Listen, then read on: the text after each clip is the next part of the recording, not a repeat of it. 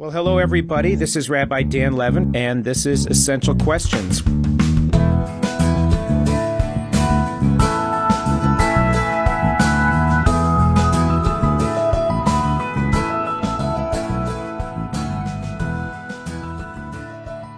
The 6 most important words in Jewish tradition are the words of the Shema.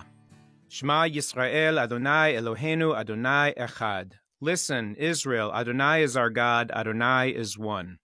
And when you look inside a Torah scroll at these words from the book of Deuteronomy, you will notice that the last letter of the word Shema, the letter Ayin, and the last letter of the word Echad, the letter Dalet, are written much larger than the rest. The Ayin and the Dalet stand out, and if you take them together, they spell a different Hebrew word, Ed, which means witness. In many ways, the holiest act a person performs in their lifetime is to listen, to bear witness. There is a human compulsion to testify. In moments of great joy or moments of intense sadness, we need to tell our story. When something wonderful happens, all we want to do is tell someone. And when something is awful or something terrible happens to us, we want to tell that story too.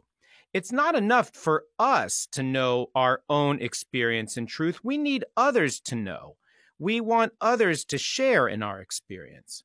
And the Torah, in some respects, is a great collective testimony to the truths that we learn through our experience of slavery and deliverance, from our coming together to be one with each other and God at Sinai, and our wanderings through the wilderness to arrive at the Promised Land. Our ancestors needed to tell the story of their journey. And that testimony has been passed on carefully generation after generation to guide us in our own journeys through history and through life. Brené Brown once said that narrative is data with a soul. Knowing the historical facts of what happened in a given time or place or incident is one thing, and hearing someone relate their experience of what happened to them in that time or place connects us soul to soul. The massacre of more than 1,200 Israeli individuals on October the 7th inflicted a wound on the collective body of the people of Israel. But October 7th is just a date. Kfar Aza, Kibbutz Be'eri, the Supernova Dance Festival, just places. 1,200 is just a number. But for thousands more who survived, their individual stories are unique and precious and sacred. Many feel a compelling need to tell their stories, and there is a compelling need for us to listen. And thus, the work of the team of a new podcast in Israel called Rays of Light is truly divine. They are capturing the stories of women who survived the attacks of October 7th and sharing them through the voices of Israeli actors and through the magnificent sand art of Ilana Yahav. The team is led by famed Israeli actress Diana Dvorin, who for more than 20 years acted and performed on television and on stage, hosting dozens of programs for children and adults, appearing in leading roles on stage in musicals and theater productions. She has written and produced dozens of works and serves as founder, CEO, and co-artistic director of the Platforma Association, an activist theater that works to promote women victims of violence. Liat Fishman-Lenny is also with us today. She is a multifaceted artist with a rich portfolio in the realms of directing, playwriting, and acting. As a director, she has earned acclaim for her work with youth theater, including 4 original plays and the prestigious Best Director Award at the 2021 Haifa International Children's Theater Festival. In addition, she is an accomplished playwright and director in the broader theater world. Nira Fuchs is, from 1999 and onward, a professional narrator in commercials, TVs, shows, promos, promotional and training films, and more. And since 2015 has been one of the founders and members of the board of the Platforma Association. And we're so grateful to have all 3 of them with us today. So thank you all for being here with us. I know it's such a difficult and challenging time there in Israel.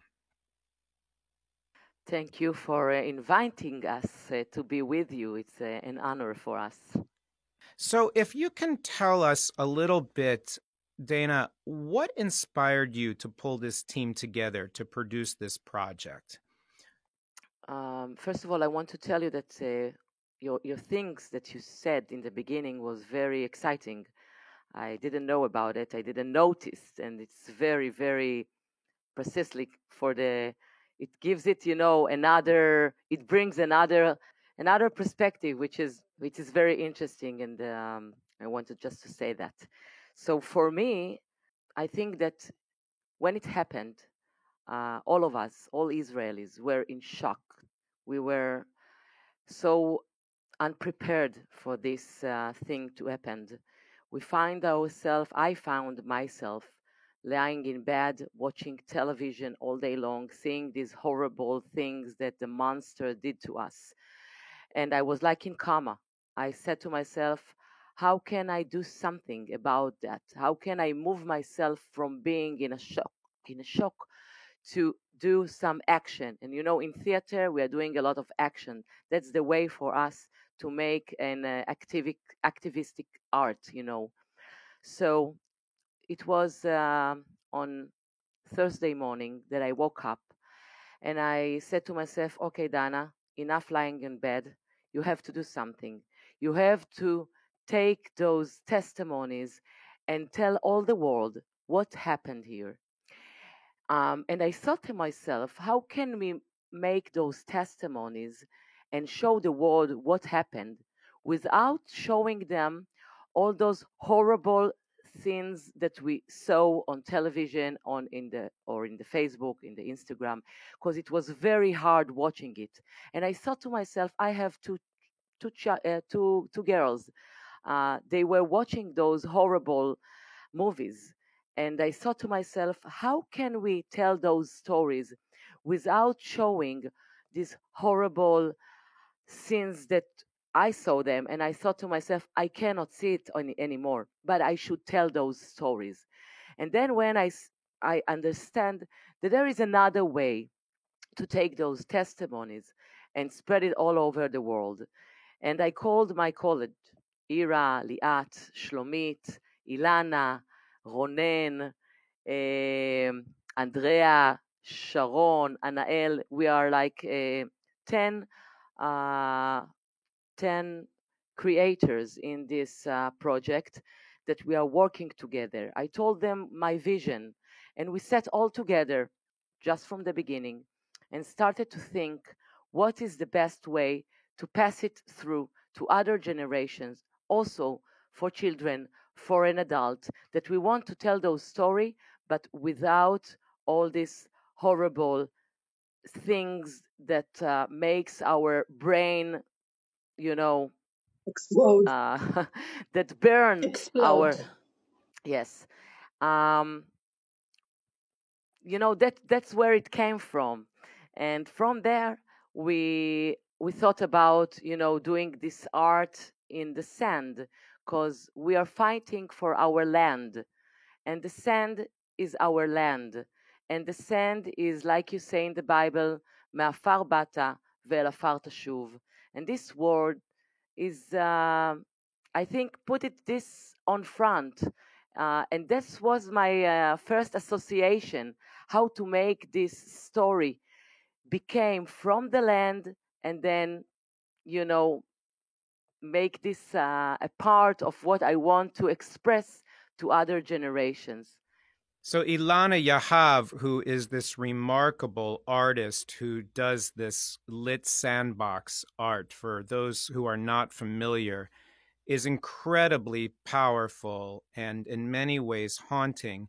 In the show notes, you'll be able to see links to several of the testimonies that you have already captured, and how she presents and takes the narrative that you've cultivated and amplifies it, again, as you say, not through graphic images, but in many ways, images that express things that even maybe a photograph can't quite convey.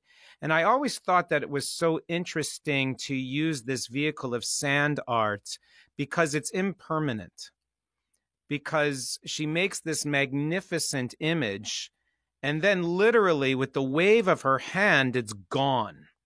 And I wondered if maybe one of you could talk a little bit about that vehicle of what does it mean to make this incredible work of art that is in many ways so temporary, so impermanent. And is that a part of what it is to capture the human experience, that a moment is over in an instant and it's very hard to capture it, even whether you're sitting and creating a work like a sculpture or a painting or a photograph which freezes it. That piece of media is constantly dynamic and changing, and I wondered sort of if that was part of what you were thinking as a creative team.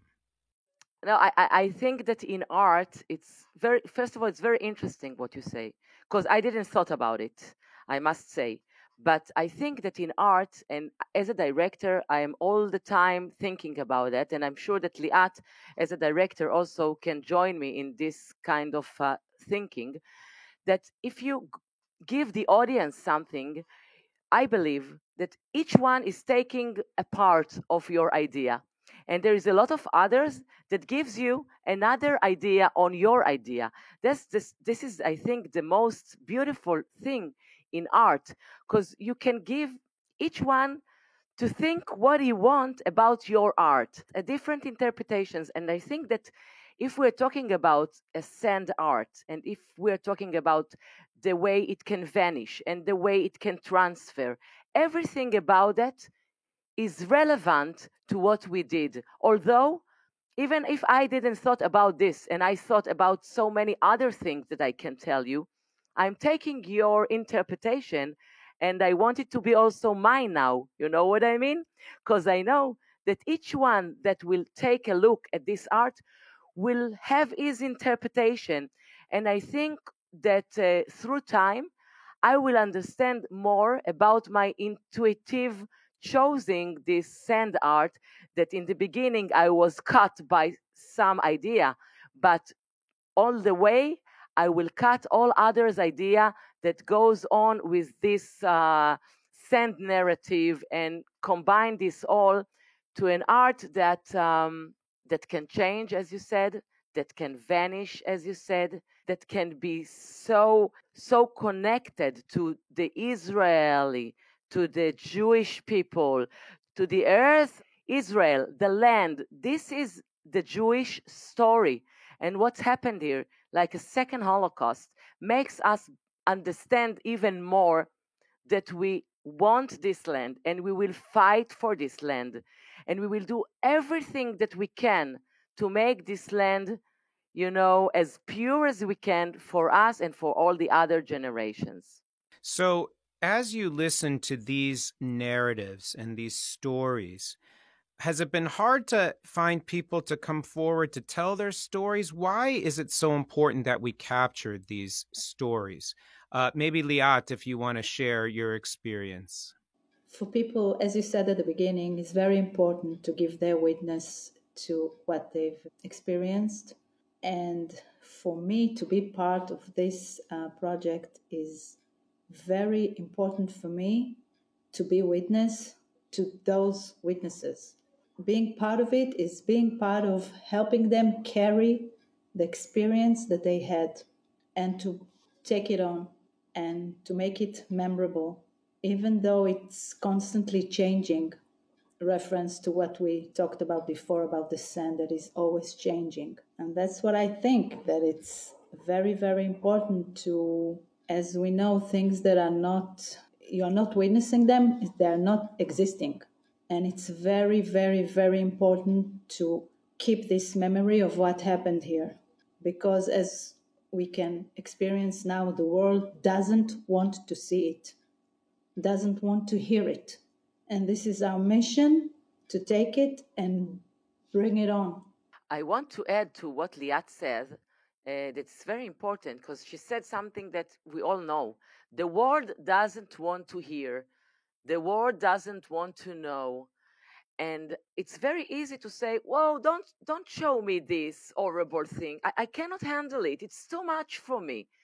And this is why we would like to show it and to tell it in other way, that even if somebody say it's too much for me, there is another way to tell this story, another way that you can say it and people can hear it without saying it's too much or too hard for me. I want to add that it's not easy for us to hear all these stories.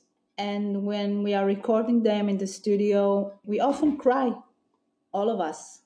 But it's a mission to do it and to capture it as close to the experience itself, because we know that after a while we're looking back and we see things differently.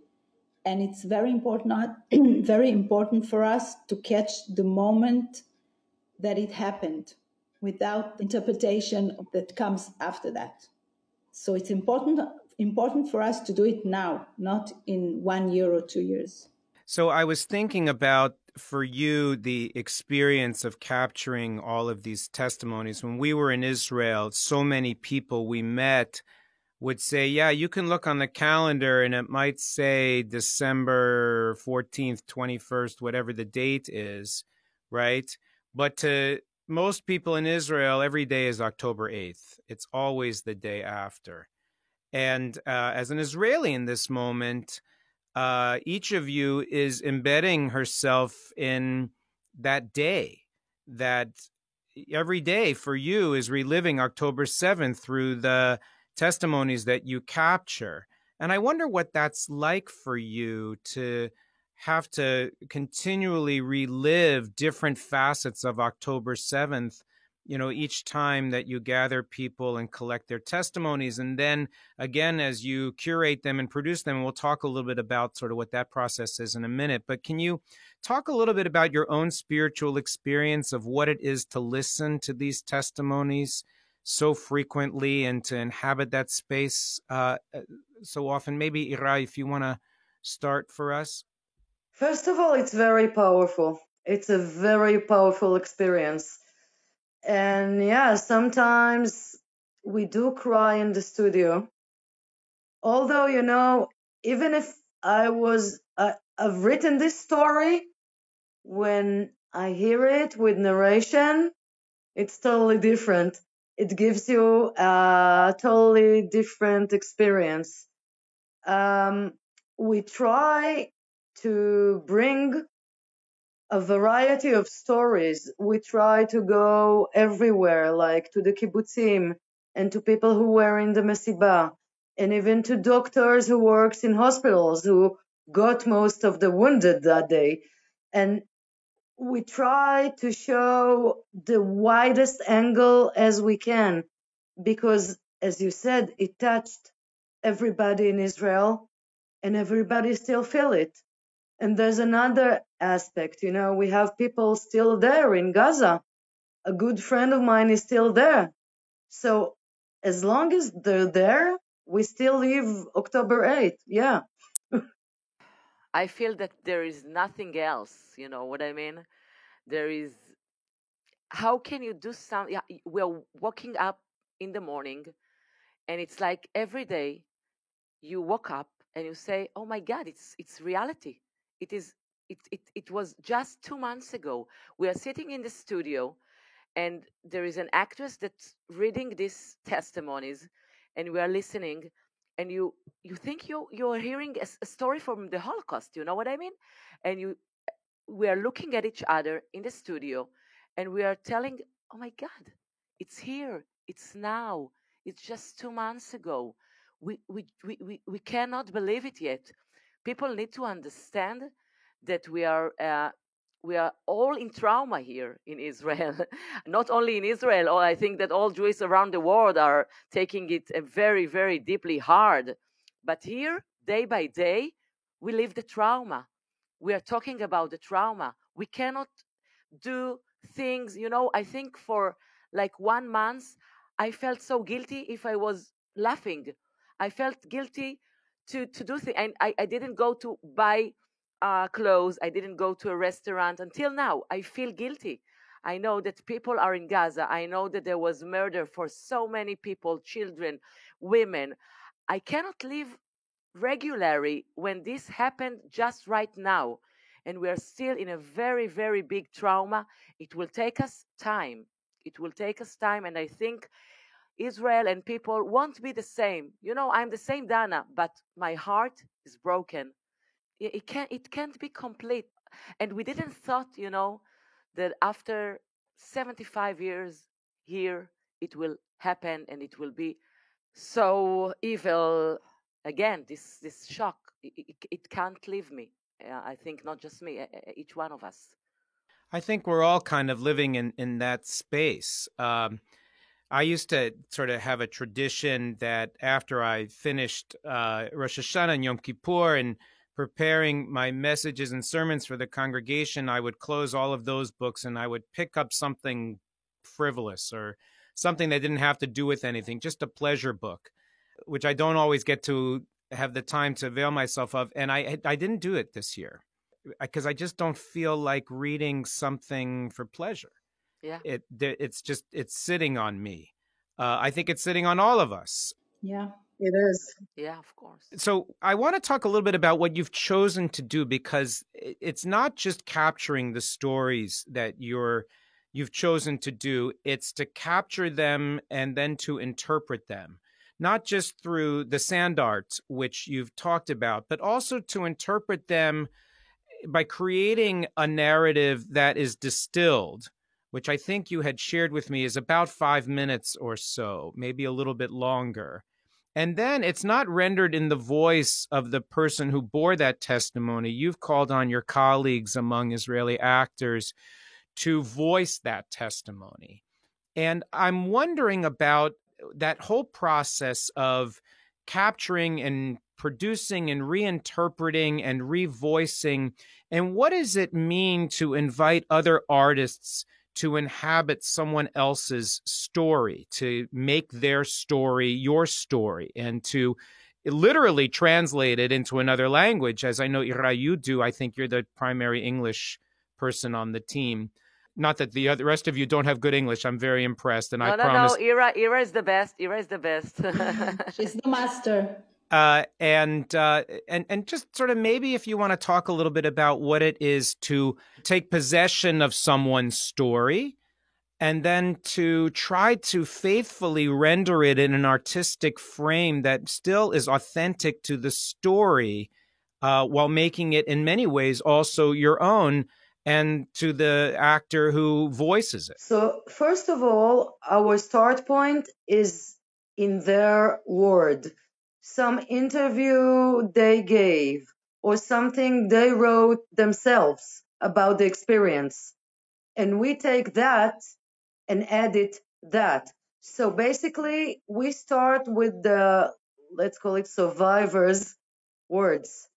Then we edit it into our format, which is basically keeping it short, not going into very many details, and just telling the essence of the story.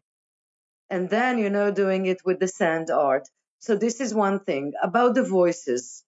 Not everybody is capable of telling their own story. We decided that we're going to use actors in general, because some people can do it, some people cannot do it, and we don't want to distinct. We decided to go for actors as a standpoint of this project. For me, because I'm a narrator, because I do voiceovers, for me it's natural to tell other people's stories. This is what I do for a living. So it wasn't strange in any way to me, but I can understand the question. And I have to say that we try and match an actress that resembles the heroine, that sounds the same, that reminds us in some way. We try to stay in the neighborhood, as we say. I would like to add something for what Ira says. From the point of view of I'm working with women who suffered from violence for 10 years. In our theater, we are doing testimony theater, and we give them the opportunity to tell their story in their word, in their voice. It's a hard work doing it with those women that survive trauma. You have to do it and to give them a lot of time and to be with them and to lead them and to hug them. And it's a very, very sensitive thing to do with women that suffered from a big trauma. It doesn't mean which kind of trauma. I think that the most beautiful thing here, and we heard it from one of our heroes in this project, she said something that I recognize from my work with women that suffered from violence. She said that it's easier for her to hold this story when she have a partner. And we can see that in my theater when we are doing testimonies and we are combining professional theater actors with the woman, and you can see them sharing this part together and how it helps the woman and relieves her, because another woman can hold this story with her. And also I would like to say that there is a therapeutic point to observe, to look at their testimony with a distance. It gives them an opportunity to watch it, to hear it, to understand it, and to process it. And it's a good way of therapeutic through art, and I know it because I'm doing it for a long time in few ways. And this was a concept that in top of it, what stand was, we want to give a voice to all the women that wants to tell their stories. And if we're doing it in an artistic way, we would like that every woman can tell her story in her word, and we will put an actress and she will read the testimony. And another thing, there is a very big difference between acting the story, which we don't do. The actress is not acting the story. We put the drama away.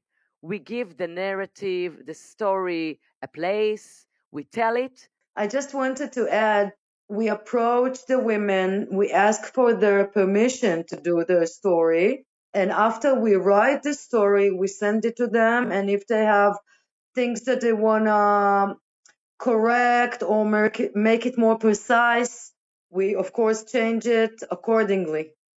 Yes, and I want to say that for us, the biggest idea is to give each one of them a voice, to those who can tell their story and to those who can't tell their stories. And this is our mission. There is a big difference between acting the story and telling the testimony. And here, the actresses are telling the story in their words. We're not changing it, and we're not making a drama of it. We are giving it as it is. Liat, did you want to add something? Yeah, I wanted to add that we're helping them carry the story.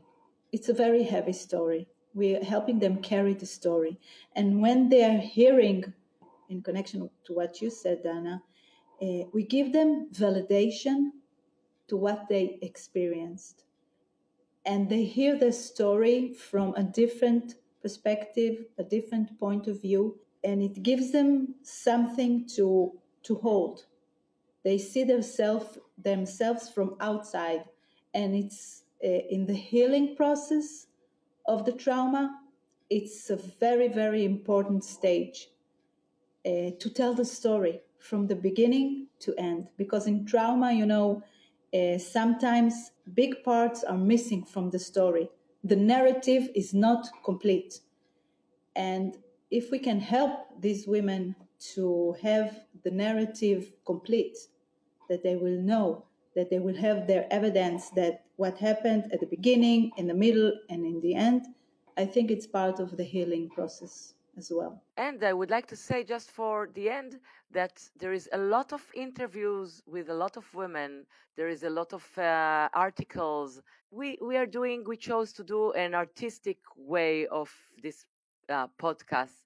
So this is not the same. So I can relate to the idea of sort of that sacred obligation of being faithful in telling a story, because for those of us who live in the diaspora, who live here in the United States, thousands of miles away from the site of the trauma, there is sort of an obligation for those of us who have walked through Kibbutz Be'eri, who have seen Ofakim, who have visited the state in these difficult days, to be faithful in telling the stories of what we saw and in telling the stories of the people that we met, and to make sure that their experience is heard. But I also imagine, I was thinking about some of the people who guided us, the young man who guided us through Kibbutz Be'eri, who does this a few times a day, every day. Some of the people that we met along the way who have told their stories multiple times, and how difficult that is. And it was interesting. I asked this young man at Kibbutz Be'eri, I said, what's it like for you to do this every day? And he said, it helps and it hurts. He said, it hurts because, and he related to us, the fact that I'm standing here, he said, is just an accident. I could have just as easily been murdered as anybody else. It happened. They didn't come to my house. I don't know why they didn't come to my house. They didn't come to my house. He says, but it helps because I feel like I'm sharing the story so that people know what happened here. And so I wonder, Dana, as you have spent so much time with your partners trying to help women heal from trauma, and now in this project, what is it about the process of testifying that helps in the healing process for a survivor of trauma? What does it do for them? And if you can maybe give us an example from the testimonies you've collected of how maybe telling the story was helpful to the person who had to relive it in the telling. I have a lot of examples. I will give you one example, first of all, from Platforma, okay? I hope I can say it in English. I will try to. So our last theater show, called In Her Eyes, was about 3 women that each one of them had a huge trauma in their childhood. We did this play in the Kameri Theater, which is the biggest theater in Israel. There was 3 actresses, professional actresses from the theater, that were playing our 3 heroes. They were together on stage doing the same part, but with the tricks. But it doesn't really matter how does the play was written. But what's matter, that was like 2 women for each part. One of them was the real women, and the other one was an actress. There was one scene that was very hard to direct, because it was reliving the rape. Doesn't mean to show the rape on stage, of course. We're not doing those kind of thing. We're not showing any violence on stage, even though we are telling a very violent story. I always prefer not to make it violent. So we have to do this scene, and it was very hard for me to do it, because, the woman is standing here, it's her trauma, and we are now going through the trauma. We bring her to the time she had the trauma, and we relive it on stage. After I did this, after I direct this scene, it was very hard. And I'm telling you, there was no violence at all. It was only doing things with chairs. Only emphasizing, not showing like real horrible things. I've seen this show and I can tell you it was the most beautiful, poetic, touching, moving thing that I've ever seen. Yeah, it was really poetic, although it's hard to say poetic on those kind of things, but I'm using this word also. It gives it some other perspective.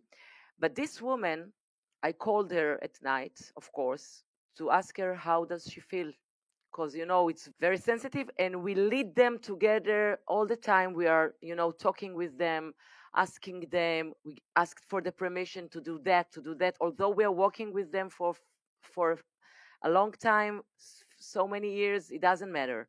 So I called her to ask her how does she feel after the rehearsal today. And then she said that something amazing happened to her. And suddenly, when she think about this moment, in her mind, when she go backwards to this moment in her trauma, she suddenly sees something else. She suddenly feel the actress being with her, holding her hand. She suddenly know that the one who harmed her is a friend now, is an actor, that she knows him.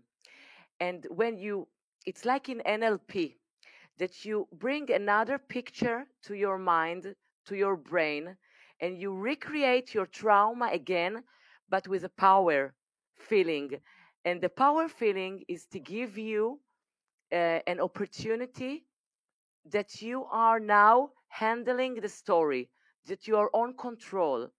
I think the most scary thing for people, woman, man, doesn't matter, that something happened to them, a trauma that took from them their capability to control the situation, is to give them back the opportunity to control the situation.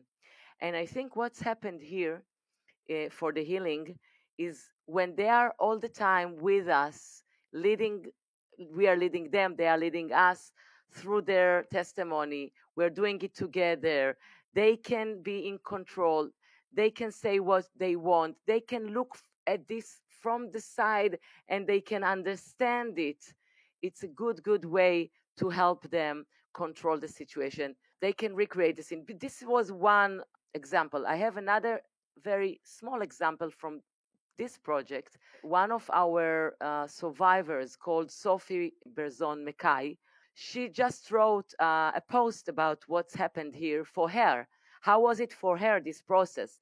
And she said exactly what just Liat said before, that she felt that someone is carrying this big, huge trauma with her, and it can give her a place to breathe and do not feel that she is carrying this all alone.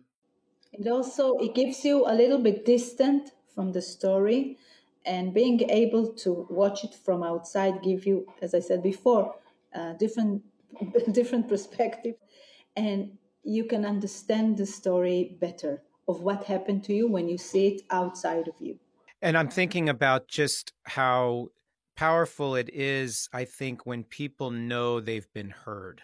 You know, I was thinking about when we were in your studio a few weeks ago, and there was a woman, Yasmin, who was relating her story. She was a survivor from the Supernova Dance Festival, and how she hid in Be'eri, and the story of how she was able to save her life in the midst of being held amongst a group of hostages amongst the terrorists was terrifying and gripping. And I remember there was a little bit of time pressure that we felt, because we were supposed to have gone somewhere after, and I know you were under some time pressures. And at the same time, she really wanted to tell the whole story. And I said to my group leader, who was getting a little itsy, I'm like, we've got nothing else to do here than to just listen to this story. Let her tell it. And I think, you know, as a rabbi, as someone who also is often in the presence of trauma, people want to tell what happened to them because they don't want to carry it alone. And they know that if somebody else has heard it, and it's now not just my story, it's our story, it's a collective story, then I'm not carrying that burden all alone. It's not as heavy. And I think that there is an incredible gift that you're giving, not to just the Israelis who will see and hear these stories that you're relating through art and through narrative, but for those of us, I'm so grateful that you're going through the extra effort to render them with subtitles and in English, so that those of us for whom Hebrew is not a native language can also bear these stories, and they can be our stories, because it's important that we carry them. I was sitting with my daughter last night, and we were watching some of the links to the videos that you sent, and she's in tears watching with me. She's 25 years old.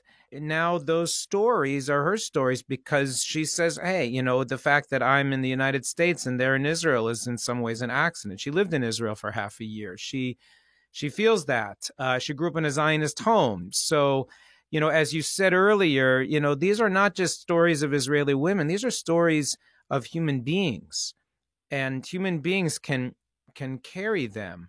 And I hope that it has been as healing for them, because it's not easy to live in those stories. But it is, I think, in many ways, as you say, empowering.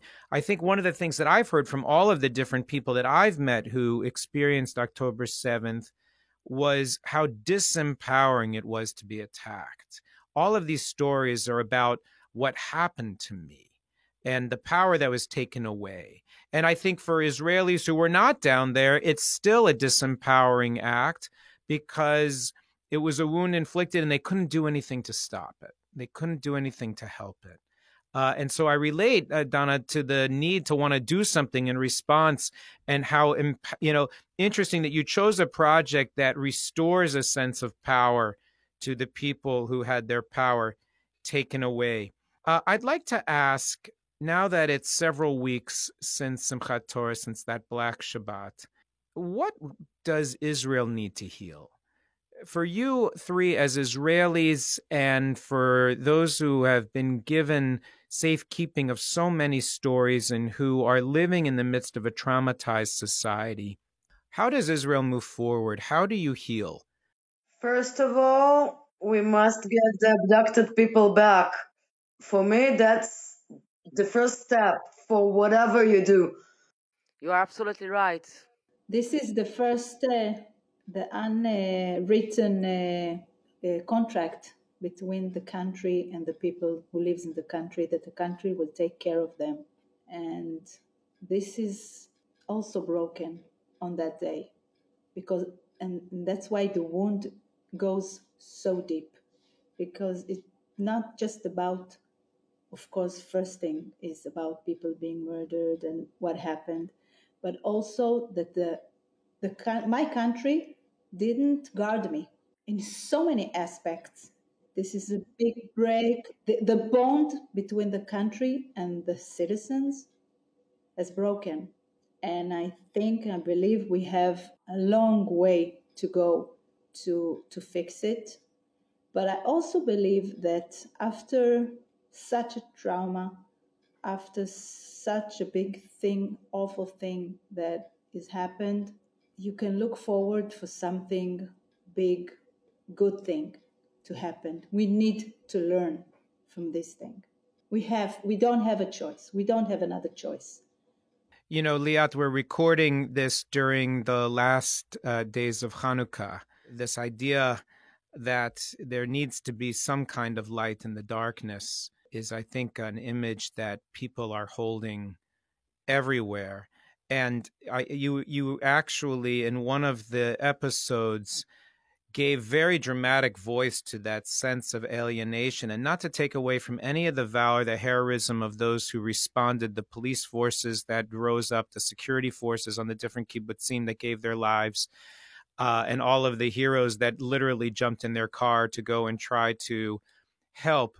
But there was one story that you related where repeatedly in the brief narrative, you're taking a long narrative and distilling it to 5-6 minutes. Where is the effing army?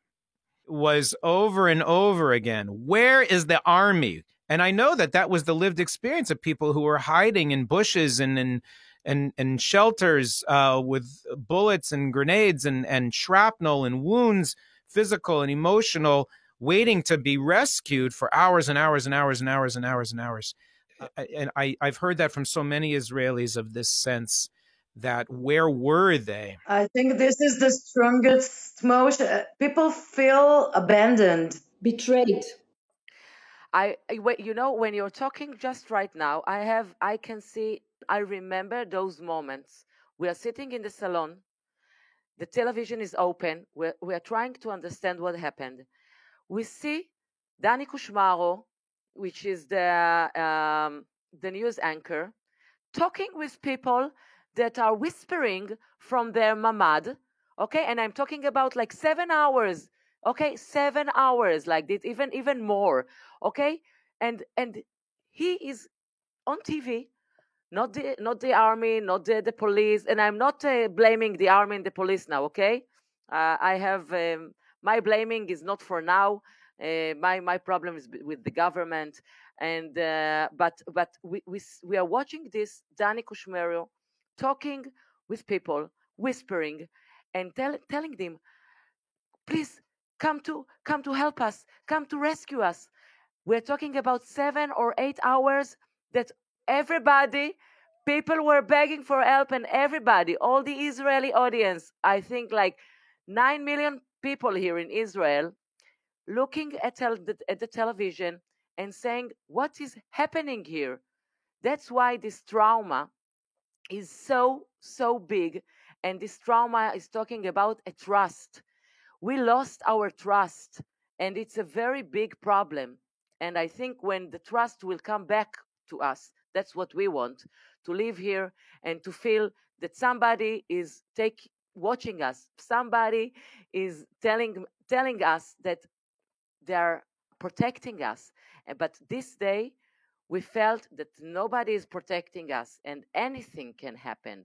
So I think that the problem is against the Hamas, of course, because what they are doing, it's horrible and it's evil, it's monster. We cannot imagine that those things can happen. But there is another problem inside the country, with the people in Israel, with the gaps in Israeli society that should be healed, I think. And I think that as you share your frustrations, the challenges that Israeli society faces, I think we it's hard to even remember. Somebody was talking to me the other day and they were reminding me of something I agreed to do in September, and were asking if I had done that. And frankly, I don't even remember the conversation. Like before October 7th, like there was it's hard to remember, but it was just, a few months ago that you had hundreds of thousands of people in the street in Tel Aviv and Jerusalem, around the country every week because of the fractures in Israeli society. And then in the immediacy of the attack, those fractures sort of just became non-important. And everybody sort of came together because of this trauma, of this emergency that happened. I think that there is a sense of bearing witness to not only what happened on October 7th, but to the ruptures, to tell those stories of what people experienced that day, because I think it's only when we are able to really hold someone else's truth that there can be real healing. And when people who felt abandoned that day are heard and know that they were heard by someone who says, yes, I want to protect you and we didn't, and here's how we're going to fix it. Or this compact that we have in the state of Israel, where if you send your children to the army, they will come home. For all of the people who still are spending these days, God knows where and in what condition. In our synagogue, I wish you were here with us. God willing, there will come a time you can come to the States. We have the names and the pictures of everyone held hostage right in the front of the synagogue for everyone to see. And we have another display of where the people who came home, who were rescued, so we don't pretend that their trauma is over just because they're back in their own home, because God knows the wounds that they're carrying physically and emotionally. And I think that there is this collective need for us as a society to bear witness to what happened, to all of what happened, not just to the attacks, not just to the survivors or the wounded or the kidnapped, but to everything that happened in Israeli society, because it's when we hold those truths together. I was talking to a young man who serves in a unit in Gaza, and he said, in my unit, there are Ashkenazim and Sephardim and Ethiopians, and there are people who are Dati and Chiloni, people who are religious and not religious. There are people who supported the judicial reforms. There are people who protested against the judicial reforms. We are all in one unit, and we are all fighting to save each other, and it doesn't matter. Because the army in Israel is the biggest melting pot of the society. And they're hearing, in the midst of their fighting, they're hearing each other's truths, and they're making room for them. And they're saying, listen, I don't have to agree with you, but I can love you because I hear your story and I know your humanity. And I think one of the things that has inspired me most about, watching from afar and then having visited was this idea of unity without uniformity. And this idea that we can hold each other's stories and we can see each other for the differences and at the same time realize Kol Yisrael Arvim Zeh Bazeh, that we are all uniquely responsible for each other. We have a big luck. We have a big luck that the people in Israel are amazing, really. Because day after, everybody here, doesn't matter Sfaradim, Ashkenazim, Shchorim, Levanim, doesn't matter where they are coming from, black and white, what their colors and where they came from. Everybody was there to help each other without any political thoughts or differences, because we are a very, very good and amazing people in Israel, really. Amazing, and this is our power. I want to refer to what you said. You said that they wanted to fix it. I don't think that we can fix what happened. You can't fix that. I don't think we should fix it. I think we need to start something new, because what we had brought us to this point exactly. So we need to build something new in the society, in the politics, in economics, in everything. And in the same way that we carry these narratives of these people who lived thousands of years ago as Jews, we carry the stories of Abraham and Sarah and Moses and Miriam and all of those who bore those stories across the generations. So hopefully as we carry these stories forward, we will find that path forward to recreate a new future. I'm so grateful for you spending time. I'm really, really grateful for the project that you've taken on to render these stories and to give them as gifts to the world. The project that Dana and Liat and Ira and their team are doing is called Rays of Light, and you can find links to their productions on the show notes. And we are grateful that we get to carry those stories with you. And we wish you safety and collective healing for you and for the people whose testimonies you're gathering. The Essential Questions podcast has been made possible by the Temple Beth El Jewish Ideas Incubator, committed to creativity and innovation in modern Jewish life. Many thanks to our production team, Jason Reeser, Amanda Brentzel, and Susan Stallone. You can find this podcast on Apple Music, Spotify, and the Podbean app, as well as on Temple Beth El's website, tveboca.org/essential questions. Share this podcast with your friends. Rate us on Apple Podcast or Spotify to spread the word. And we want to know, what are your essential questions? Let us know by emailing us at eq@tveboca.org. I'm Rabbi Dan Levin, and thanks for listening to the Essential Questions podcast.